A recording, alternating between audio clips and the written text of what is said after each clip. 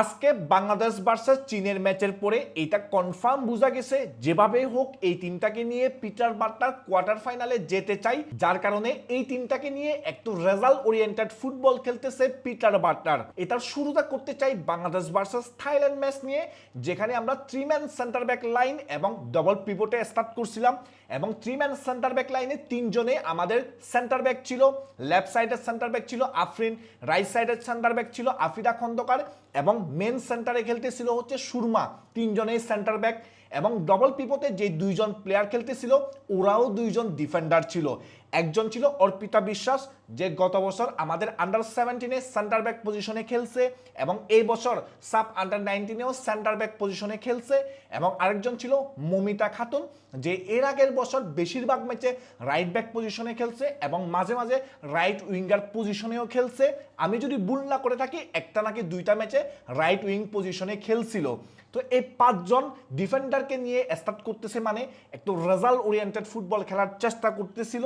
তবে থাইল্যান্ড যেহেতু এতটা শক্তিশালী টিম না, থাইল্যান্ডের এগেনস্টে মোটামুটি আমরা খেলতেছিলাম প্রথম থেকেই। তবে আবার ফার্স্ট হাফের আর্লি একেবারে স্বপ্না রানীকে ওইখানে সাবস্টিটিউট করে নামানো হয় পূজা দাসকে, যে হচ্ছে একজন রাইট ব্যাক। তো এরপরে 4-ম্যান ব্যাকলাইন এবং ডবল পিভট, আমাদের টোটাল 6জন ডিফেন্ডার হয়ে গেছে।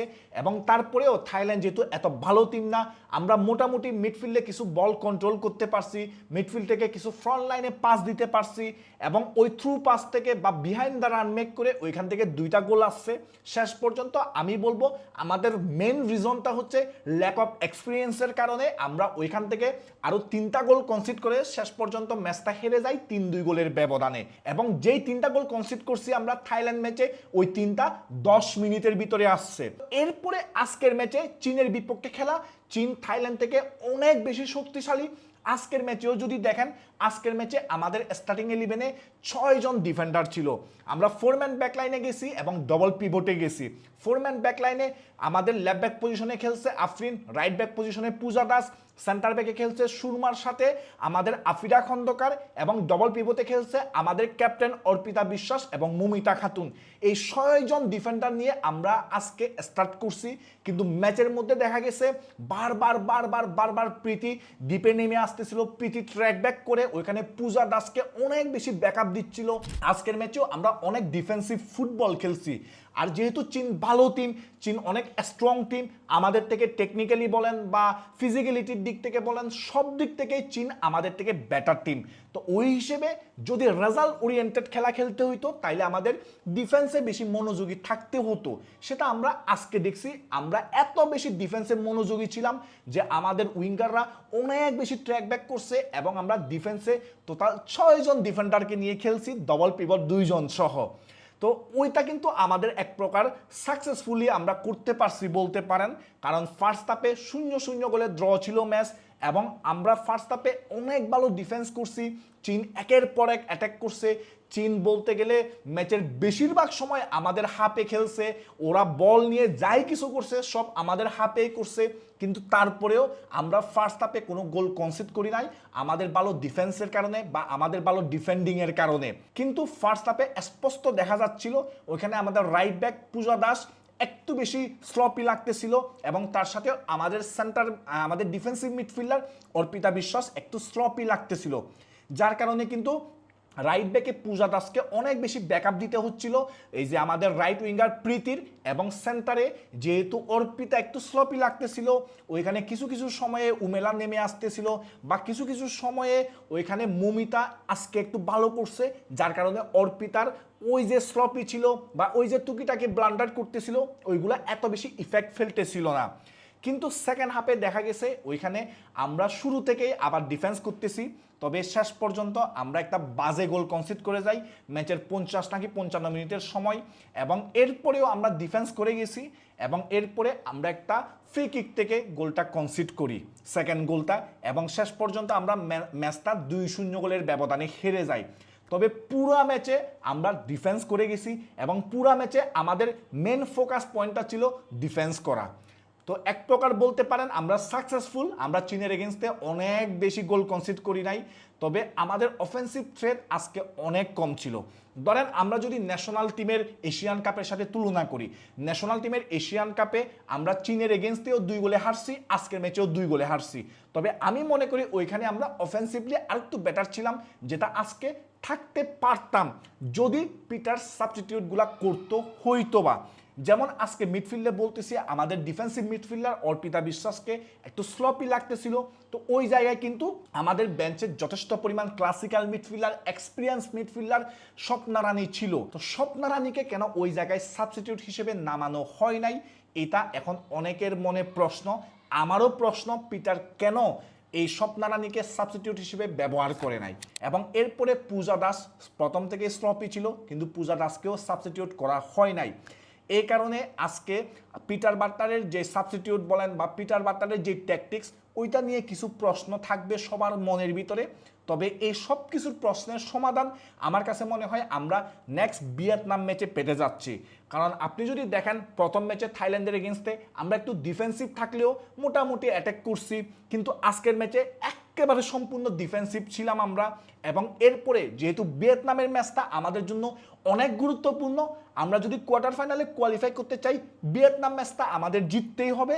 এবং ভিয়েতনাম ম্যাচে আমরা আরও ভালোভাবে যদি জিততে পারি, ভালো গোল ডিফারেন্সে জিততে পারি, তাইলে আমাদের জন্য সেটা পজিটিভ হবে। তো ভিয়েতনাম ম্যাচে আমাদের অ্যাপ্রোচ কীরকম থাকে বা ভিয়েতনাম ম্যাচে আমরা কীরকম ডিফেন্স লাইন বা কীরকম মিডফিল্ড লাইন নিয়ে খেলতে নামবো, সেটা এখন দেখার বিষয় হবে। এবং ভিয়েতনাম ম্যাচের অ্যাপ্রোচ, ভিয়েতনাম ম্যাচের সাবস্টিটিউট, ভিয়েতনাম ম্যাচের স্টার্টিং 11 দেখলেই আমরা টুকিটাকি এই টুর্নামেন্টের সব কিছু নিয়ে মোটামুটি ধারণা পাবো।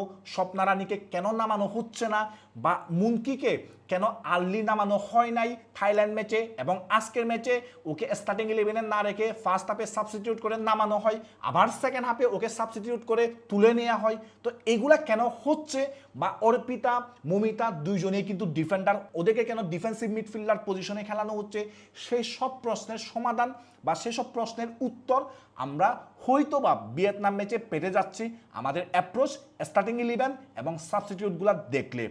তবে আজকের ম্যাচে আমাদের যে রেজাল্ট 2-0, এটা আমার মতে খারাপ রেজাল্ট না। আজকে আমাদের যেটা মেন ফোকাস পয়েন্ট ছিল ডিফেন্স করা, ডিফেন্সিভলি সলিড থাকা, সেটা আমরা করতে পারছি। কিন্তু দুর্ভাগ্যজনক বশতভাবে আমরা 2টা বাজে গোল কনসিড করে গেছি, যার কারণে পিটারের ওই সাবস্টিটিউট বা পিটারের ওই ট্যাকটিক্স নিয়ে আরেকটু বেশি প্রশ্ন জাগতেছে। সেটা আমার ভিতরেও জাগতেছে এবং আপনাদের ভিতরেও জাগতেছে।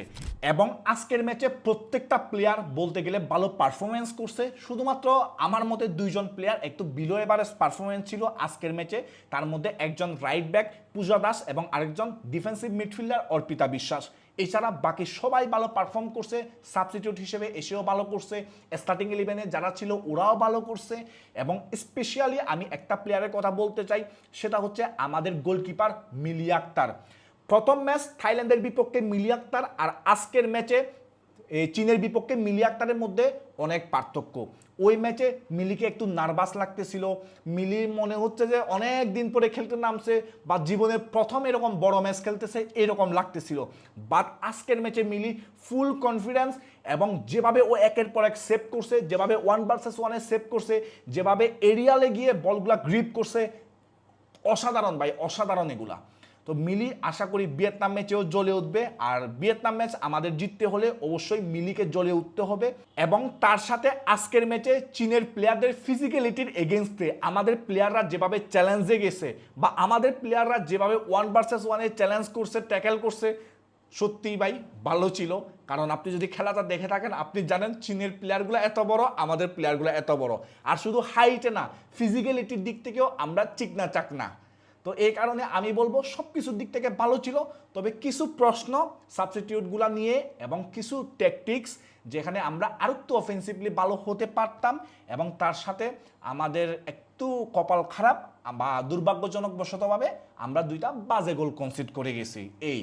আর আজকের ম্যাচ নিয়ে আপনাদের কি মতামত কমেন্টে জানাবেন, এবং তার সাথে ভিয়েতনাম ম্যাচে আমাদের মেয়েদের থেকে আপনাদের কি এক্সপেকটেশন সেটাও কমেন্টে জানাবেন। আর পিটারের যে আজকে ডিসিশনগুলো ছিল, সাবস্টিটিউট বলেন বা ট্যাকটিক্স বলেন, ওইগুলো নিয়ে আপনার কি মতামত অবশ্যই কমেন্টে জানাবেন। আর আপনাদের সাথে আবারও দেখা হবে নেক্সট কোনো ভিডিওতে।